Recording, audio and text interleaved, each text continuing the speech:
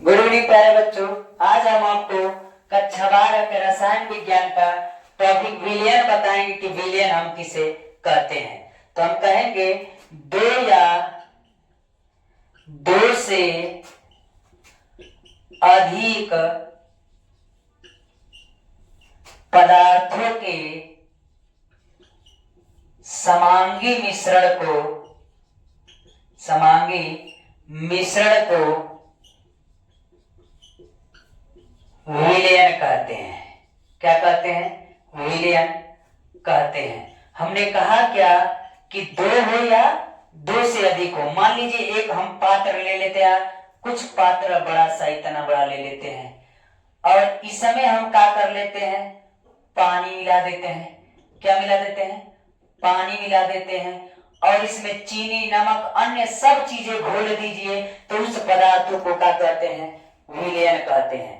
लेकिन बात यहां से आ रही है कि समांगी मिश्रण किसे कहते हैं। तो समांगी मिश्रण हम उसे कहते हैं कि जब दो या दो से अधिक पदार्थों को आपस में मिला दिया जाए और मिलाने के बाद पुनः उसको अलग न किया जा सके तो उस मिश्रण को हम क्या कहते हैं? समांगी मिश्रण कर सकते हैं। यानी हमने कहा क्या, मान लीजिए एक गिलास पानी ले लीजिए।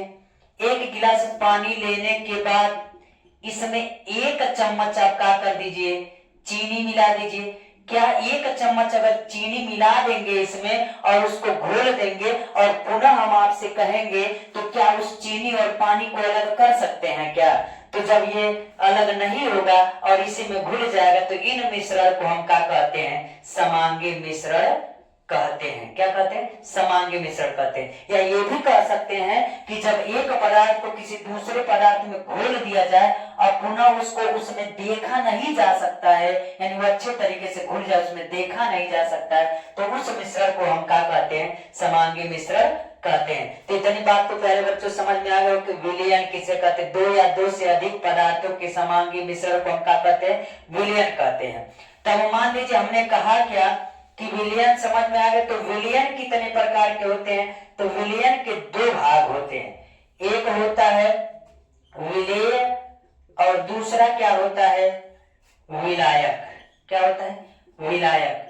अब विलेय और विलायक किसे कहते हैं? तो अगर हम आपसे कहे कि विलयन दो या दो से अधिक मिश्रण है, तो अगर मान लीजिए, एक बात समझिएगा, अगर मान लीजिए एक भगोना हम ले लिए और इसमें हमने क्या कर लिया?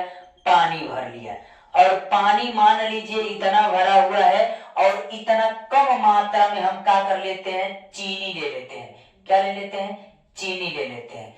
तो चीनी जब ले लेंगे तो इस समय आप बताइएगा कि किसकी मात्रा अधिक है। तो हम कहेंगे सर पानी क्या है? अधिक है। क्या है? पानी अधिक है और चीनी क्या है? कम है। तो हम कह सकते हैं किसी विलयन में अगर जिसकी मात्रा कम होगी, यानी जिसकी मात्रा कम होती है, उसको हम क्या कहते हैं? विलेय कहते हैं।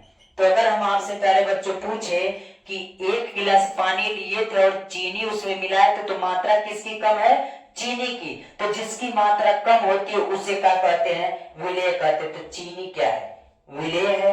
तो विलायक किसे कहते हैं? तो उस मिश्रण में या उस विलयन में जिसकी मात्रा अधिक होती है उसको हम क्या कहते हैं? विलायक कहते हैं। तो पानी क्या है? विलायक होगा। यानी हम कह सकते हैं कि किसी भी विलयन में जिसकी मात्रा अधिक होती है वह विलायक कहलाता है और जिसकी मात्रा कम होती है उसे क्या कहते हैं? विलेय कहते हैं। यही नहीं, अगर मान लीजिए हम आपसे कहें कि चीनी नहीं घोलते हैं, एक पात्र ले लीजिए और इस पात्र में क्या कर लीजिए आप? पानी लेने के बाद इसमें अब की बार चीनी ना मिलाइए, क्या मिलाइए? नमक मिलाइए। अगर नमक मिलाते हैं तो आप बताइएगा नमक अगर मिलाएंगे तो पानी की मात्रा अधिक है कि नहीं है? तो जिसकी मात्रा अधिक होती है वो क्या कहलाता है?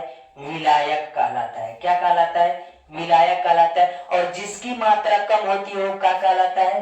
विलेय कहलाता है। तो फिर से प्यारे बच्चों ये बताइएगा, अगर नमक और पानी का घोल है तो विलेय क्या होगा? तो कहेंगे कि नमक क्या है? विलेय है, क्योंकि इसकी मात्रा क्या है?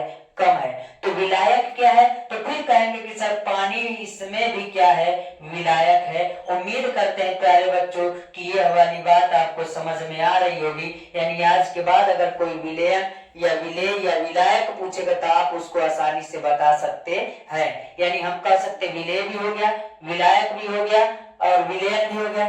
तीनों टॉपिक में अब कोई पूछ सकता है कि विलेय को कैसे परिभाषित करेंगे, तो आप कहिएगा किसी विलयन में जिसकी मात्रा कम होती है उसको हम क्या कहते हैं, विलेय कहते हैं। और किसी विलयन में अगर जिसकी मात्रा अधिक होती है तो हम उसको क्या कहते हैं, विलायक कहते हैं। यानी हम कह सकते हैं चीनी और पानी के मिश्रण में जो चीनी होता है वो कम होता है इसीलिए वो विलेय है, और जो पानी होता है अधिक होता है इसीलिए वह क्या है, विलायक है। उम्मीद करते हैं प्यारे बच्चों कि यह बात आपको समझ में आ रही होगी। और मैं आपको एक बात और बता देना चाहता हूँ, जिसको ये वाली बात यानी विलेय विलायक नहीं पता होगा, विलयन नहीं पता होगा, तो वह मोललता, मोलता, नॉर्मलता यानी जो भी चीजें वो कुछ नहीं समझ पाएगा। यानी उसके लिए आधार चीजें यही कि बच्चों को विलेय विलायक पता होना चाहिए। इसलिए हम कह सकते हैं बच्चों कि इस विलयन के चैप्टर को क्या कर लीजिएगा, तैयार कर लीजिएगा। अगला चीज है मोलरता। तो मोलरता किसे कहते हैं, जरा ध्यान से सुनिएगा प्यारे बच्चों। कह रहा है 1 लीटर विलयन में उपस्थित विलेय के ग्राम मोलों की संख्या विलयन की मोलरता कहलाती है। अभी हमने आपको बताया था कि विलयन बराबर क्या होता है, तो हमने कहा था कि अगर विलेय को जोड़ दे यानी मिला दे किससे, विलायक से, तो यह क्या बनता था, विलयन बनता था। तो हम आपको बता दें प्यारे बच्चों, मान लीजिए इस बात का ध्यान दीजिएगा, अगर हम कितना लेते हैं, 1 लीटर बस क्या लेना है, बस 1 ही लीटर विलयन को हम क्या करेंगे, लेंगे। तो जाहिर सी बात है इसमें विलेय पदार्थ कुछ मिलाया गया होगा, आइए विलायक भी होगा, कुछ अलग बातें हैं, ठीक है।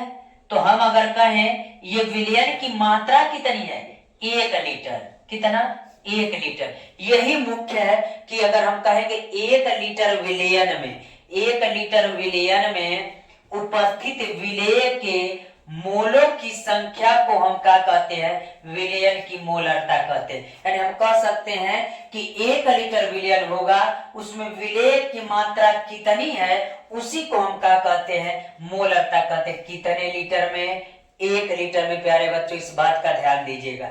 अब इस समय क्या कर रहा है, मोलरता बराबर विलेय के मोलों की संख्या बटा विलयन का आयतन। यानी मोलरता बराबर कह सकते विलेय के मोलों की संख्या बटा विलयन का आयतन। यानी मोलरता यम बराबर n बटा v ml में, यानी आयतन को जो था लीटर में उसको हमने क्या कर दिया, ml में बदल दिया, गुणे 1000। यानी यह मोलों की संख्या यानी भार बटा अणुभार। तो भार किसका निकालेंगे, तो कह रहा है किसका, विलेय का।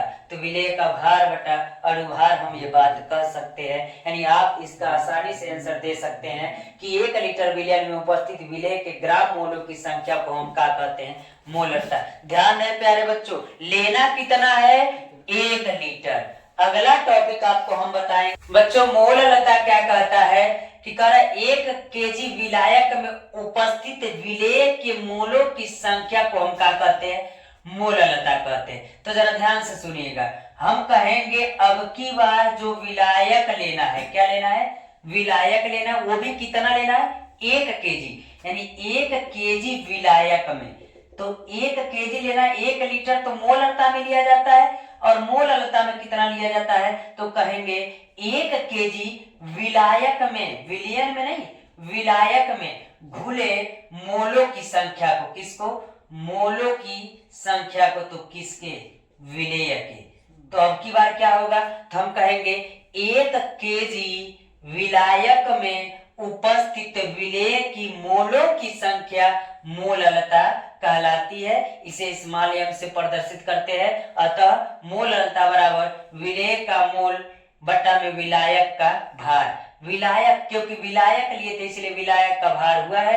अब मोलों की संख्या तो भार बटा अणुभार, तो विलेय का भार बटा विलेय का अणुभार, अब विलायक का भार किसमें, केजी में। तो इतना हम कह सकते हैं कि हम विलयन किसे कहते हैं, मोलरता किसे कहते हैं। मोलरता में 1 लीटर लिया जाता है और मोल अलता में कितना लिया जाता है, तो 1 केजी लिया जाता है। इस प्रकार प्यारे बच्चों आप इतना क्वेश्चन क्या कर सकते, तैयार कर सकते हैं, विलयन, मोलरता और मोल अलता को तैयार कर सकते हैं। धन्यवाद।